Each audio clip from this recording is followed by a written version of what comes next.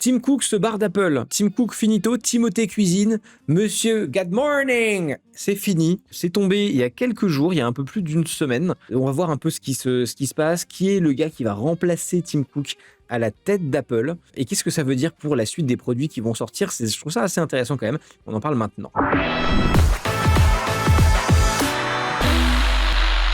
Abonnez-vous bien sûr à Hardisk Télévision. On publie tous les jours entre les streams, les shorts et les replays comme ça condensés issus du stream. Alors l'article de CNBC que je vous ai choisi. Voyons voir qu'est-ce que ça dit. Apple nomme John Ternus PDG en remplacement de Tim Cook qui deviendra président du conseil d'administration. Ok, on va zapper les points clés, on va lire l'article complet. Apple a annoncé lundi que John Ternus succéderait à Tim Cook au poste de PDG.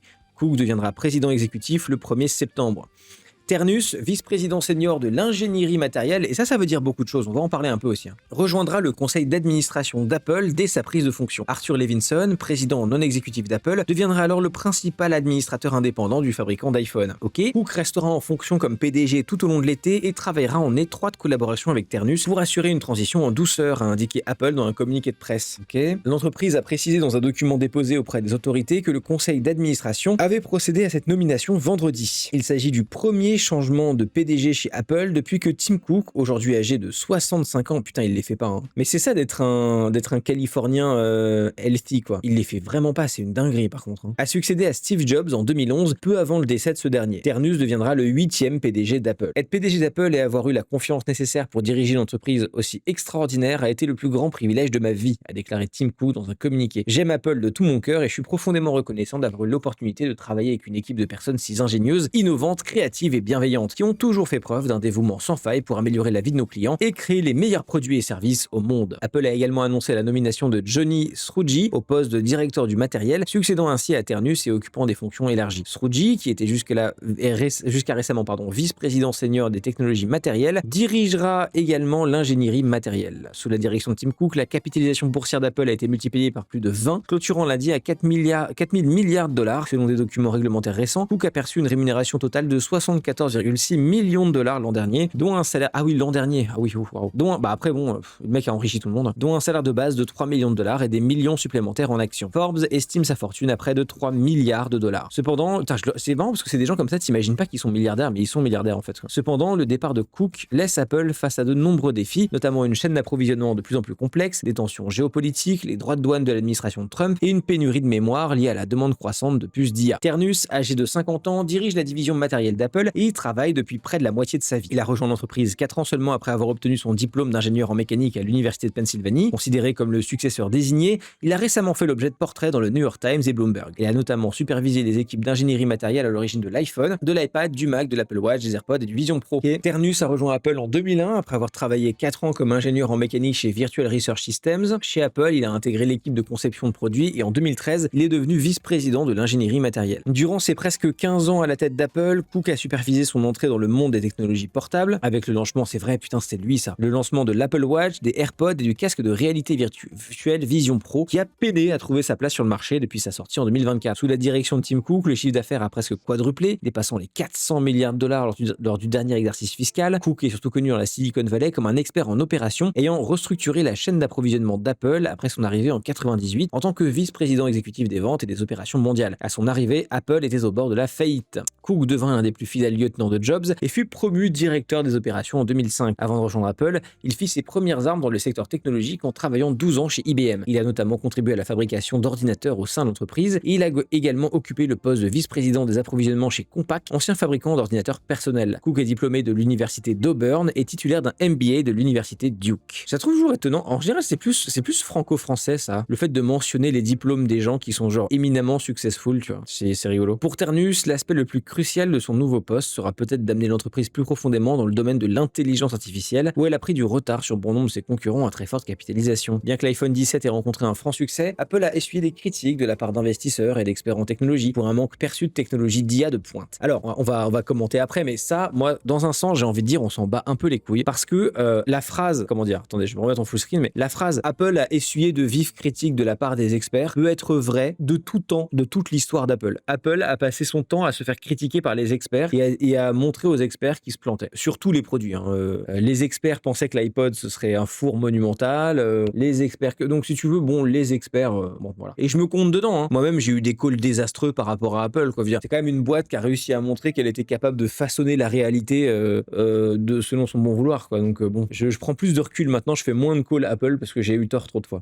Ces critiques se sont intensifiées après le report l'an dernier de la mise à jour de son assistant vocal Siri. En décembre, Apple a remanié son équipe dirigeante en IA, remplaçant son ancien responsable par un vétéran de Google. L'entreprise a annoncé le lancement cette année d'une version mise à jour de Siri basée sur une technologie Google, le modèle d'IA Gemini, oui. Depuis le départ du designer Johnny Ive d'Apple en 2019, l'entreprise fonctionne sans l'un de ses cadres emblématiques, à qui l'on doit le design si attrayant de l'iPhone. Ive a depuis rejoint OpenAI, qui a annoncé en mai 2025 son intention d'acquérir la startup du designer dans le cadre d'une transaction entièrement en actions d'une valeur d'environ 6,4 milliards de dollars. Putain, oh wow. Ces dernières années, Tim Cook a joué un rôle de premier plan pour défendre les intérêts d'Apple, rencontrant des dirigeants étrangers et américains. Il a d'abord milité pour un renforcement de la protection de la vie privée sur Internet à travers le monde, et ils ont été très forts là-dessus d'ailleurs. En 2016, il s'est notamment opposé au gouvernement américain au sujet de l'obligation pour Apple d'aider à déverrouiller un iPhone crypté utilisé par un tireur à San Bernardino en Californie. Cook a affirmé qu'une telle intervention menacerait la vie privée des utilisateurs, et le FBI a finalement trouvé une autre solution pour déverrouiller l'appareil. Et d'ailleurs, Apple, pour le coup, on peut vraiment pas être malhonnête avec ça, ils ont toujours été très forts sur la vie privée. Ils ont encore été forts récemment puisque, vous savez, la messagerie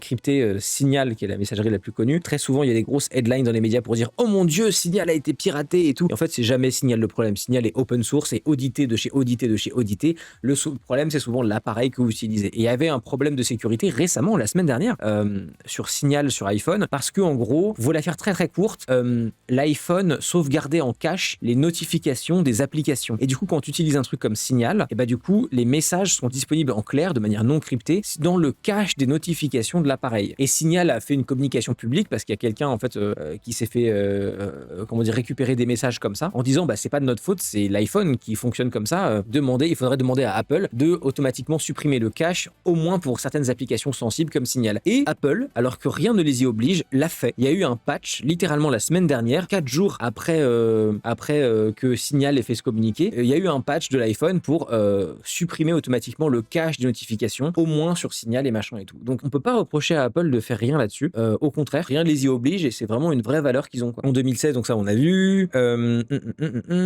Ces derniers temps, une grande partie du lobbying public de Cook s'est concentrée sur le président Donald Trump, qui a menacé et abrogé plusieurs droits de douane sur les importations en provenance de Chine et d'autres pays asiatiques où Apple réalise d'importantes affaires. Bah, il a pas le choix pour le coup. Hein. Là, il y a beaucoup d'entreprises américaines qui sont en mode ah oui, thanks to the Trump administration, non, mais en fait, ils savent très bien qu'ils sont sur la sellette et qu'ils n'ont pas le choix et que c'est soit ça, soit ils se prennent des tarifs de foilier. Donc, sur la vie privée, il y a quelqu'un en chat Twitch, Marvin, qui dit ouais, mais ça, c'est plus tenir à la réputation qu'à la vie privée. Vu le bruit que ça a fait, ils étaient obligés de le faire, sinon ils perdaient des millions d'utilisateurs. Alors, en vrai de vrai, mec, je suis pas d'accord parce que déjà, je pense que les gens ne partiraient pas d'un iPhone pour ça. Genre, qui va quitter son iPhone parce que il garde en cache les notifications Signal? Enfin, à part 3 geeks qui vont prendre un téléphone Android sur Graphene OS, personne ne va faire ça, à mon sens. Hein. Et surtout, quand bien même que ce soit pour des questions de réputation ou de machin, ils l'ont fait, tu vois. Après, moi, leur motivation, j'ai envie de te dire, dans un sens de manière purement utilitaire, je m'en fous un peu.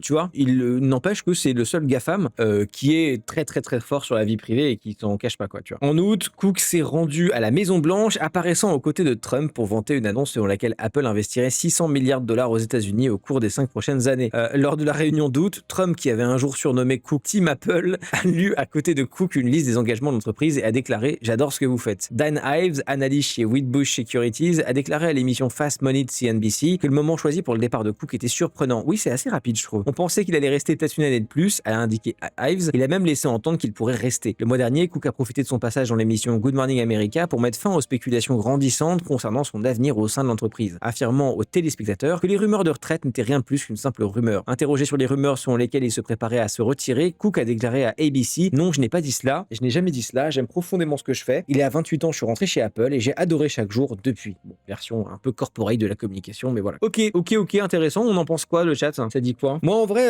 je trouve ça aussi surprenant, aussi un peu rapide. Et il y a un truc, alors c'est un détail complet de tout ça, mais ce n'est jamais mentionné dans les articles, donc je vais quand même en parler. Je me demande si le fait de changer de dirigeant va changer la communication un petit peu boomer qu'ont les dirigeants d'Apple. Ce que je veux dire par là, c'est que Apple n'a pas une communication boomer du tout, mais leurs dirigeants, oui, depuis toujours. Même à l'époque de Steve Jobs, c'était le cas. Ils font de très très rares apparitions médias. Et quand ils font des apparitions médias, là, c'est dans des émissions d'un boomerisme radical. Tu vois, genre Steve Jobs, il avait fait quelques apparitions sur Fox Business. Là, Tim Cook, quand il fait un passage télé, c'est dans Good Morning America, qui est genre l'émission des darons qui sont tout seuls l'après-midi à la maison, tu vois. Et il n'y a pas un dirigeant d'Apple pour avoir une belle chaîne YouTube et faire un vlog. Ou genre juste une prise de parole face cam dans un très beau studio, très épuré et tout machin. Le rapport avec la communication publique est toujours extrêmement boomerisante. Et je me demande si ça va changer à un moment, quoi. Tu vois. Il a pas fait Hugo Décrypte. Ils ont fait quelques rares trucs comme ça. Mais ils ont pas leur propre prise de parole. Ils ont pas leur chaîne YouTube sur laquelle ils ont ce genre de communication. C'est ça que je veux dire, tu vois. Plus de 20 ans dans une boîte, le monsieur a 65 ans, il a besoin de se reposer, le Cook. Oui, et je me demande quand même s'il a pas été poussé vers la sortie. Parce qu'il disait lui-même que non, il y a rien. Après, peut-être qu'il disait juste ça pour communiquer de manière à pas effrayer les gens et à dire à dire ça alors qu'il voulait cacher qu'il se barrait, tu vois, j'en sais rien. Voilà. Et également, si on peut parler de Ternus 2 secondes, la personne qui va le remplacer, quelle direction il va avoir pour Apple? Pour Tim Cook, c'était une direction de supply chain. Donc la supply chain, c'est en gros toute la chaîne d'approvisionnement des produits. Dans quelle usine tu vas sourcer tel truc, comment tu gères ton shipping, ton machin, ton truc, moi, je me demande ce que ça veut dire pour Apple d'avoir quelqu'un qui vient du produit. Est-ce qu'on va rentrer dans une ère où il y a une quantité énorme de nouveaux produits qui vont sortir en hardware parce que le président vient du hardware et impulse une énergie dans cette direction? C'est une possibilité parce qu'il y avait quand même pas mal de rumeurs. J'ai plus l'article sous les mains, mais il y avait quand même pas mal de rumeurs sur le fait que Apple travaillait sur plein de nouveaux petits produits, tu vois. Des trucs de maison connectée, les lunettes, plein de trucs comme ça. Et ce serait pas forcément idiot comme évolution. Je vois ça comme un drop the mic. Il sort le MacBook Neo qui va pulvériser Microsoft, qui n'est possible que par les puces M Series. Bah non, il n'y a pas les puces M dans le MacBook Neo, c'est des puces d'iPhone, c'est les A. Mais après, ce que tu dis après est quand même vrai. Hein. Meilleur supply chain du monde. Et on en revient à un pur ingé qui a un boulevard pour innover de ouf. Ouais. Ils arrivent pas avec l'IA, donc ils capitalisent sur leur capacité à créer des produits qui se différencient, ce qui est l'ADN d'Apple au final. J'aime beaucoup cette théorie parce que l'article disait ils vont se refocuser sur l'IA et tout. Je suis pas sûr. Je pense qu'ils se rendent compte tous les retards qu'ils ont pris dans l'IA. C'est pas trop grave parce qu'ils pissent littéralement de l'argent. Donc ils peuvent payer la licence à Google pour utiliser Gemini. Et je pense qu'il y a un monde où Apple peut assumer d'avoir complètement raté le coche de l'IA et dire on s'en bat les couilles parce qu'on a trop d'autres avantages, donc c'est pas grave. On va licencer les modèles d'IA de quelqu'un d'autre pour les mettre dans nos produits. Basta. Siri derrière, ce sera Google Gemini qui gérera et en fait l'interface le montrera juste pas et on s'en branle, on paye la licence. Et nous derrière, on fait les produits que tout le monde a envie d'acheter. PS, le MacBook Neo effectivement a explosé en vol le marché du PC portable et se refocuser sur leurs avantages. C'est pas forcément une mauvaise idée. Hein. Et puis sans oublier aussi que Apple c'est aussi de plus en plus une boîte de services avec des services qui sont franchement pas mal. Hein. Il y a énormément de séries en VOD qui ont vraiment été acclamées par la critique qui venaient de Apple TV+. Apple TV+ sort vraiment Severance quoi, tu vois. Pluribus, tout ça. Donc il y a beaucoup de choses qui sortent d'Apple TV+ qui sont excellentes. Apple TV+ marche bien. Apple Fitness, bon moi il me manque des trucs je trouve quand même, mais c'est quand même pas mal. J'ai quelqu'un dans ma vie en la personne de ma fiancée qui est la meilleure personne du monde qui m'a fait des retours récemment sur Apple Books et apparemment pareil leur service de livre, l'application est vraiment bien foutue. Donc j'ai un oui de loin du public.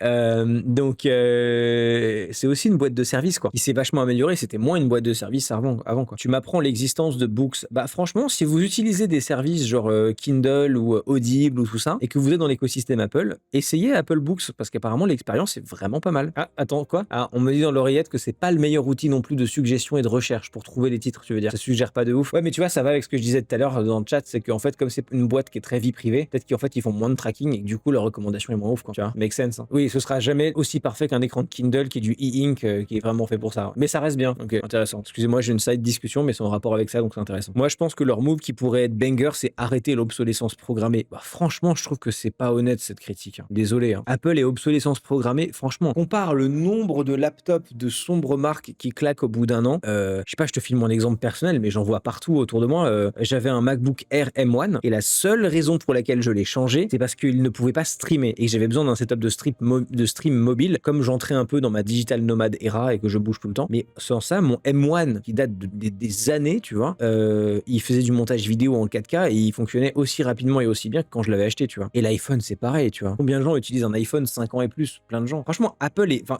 dans ce cas-là, donne-moi un exemple clairement de ce que tu as en tête parce que, genre, Apple et obsolescence programmée, franchement, je suis pas d'accord. Hein. Ouais, mais sur les mobiles, l'App Store, poubelle, mais au bout de combien d'années? Sincèrement, au bout de combien d'années, tu vois? Parce que si l'App Store, entre guillemets, ton iPhone est compatible avec une nouvelle version d'iOS pendant 5 ans et plus, est-ce est-ce que c'est vraiment de l'obsolescence programmée? C'est juste de l'évolution technologique. 5 ans, c'est très, très, très, très long sur un cycle smartphone. Donc ouais, non, j'aurais pas mis ça. Évidemment, les gens se foutent de ma gueule et font la blague et ils ont raison de le faire sur le fait que mon Mac a claqué. Oui, mon Mac a claqué. Bon, pour le coup, j'avoue. Mais ça peut arriver pour le coup à n'importe. Enfin, tu vois, là, il a claqué quoi. Ça peut arriver sur. Enfin, j'aurais pu acheter n'importe quel laptop PC et avoir une carte mère défaillante, un truc qui claque. Enfin, tu vois, ça pour le coup, le côté random, tu y échapperas chez aucun constructeur quoi. J'ai mon Mac depuis 2013 et il tourne encore très bien. Ah ouais, 2013, c'est un quoi? 2013, tu forces. Wow. J'ai un Android, mais il faut admettre que Apple et Google Pixel sont les marques qui gardent le plus longtemps leur smartphone en vie via les mises à jour software. Oui, Google Pixel, pareil, hein, en vrai, pour être honnête. Hein. Enfin bon, ça pour dire, nouveau président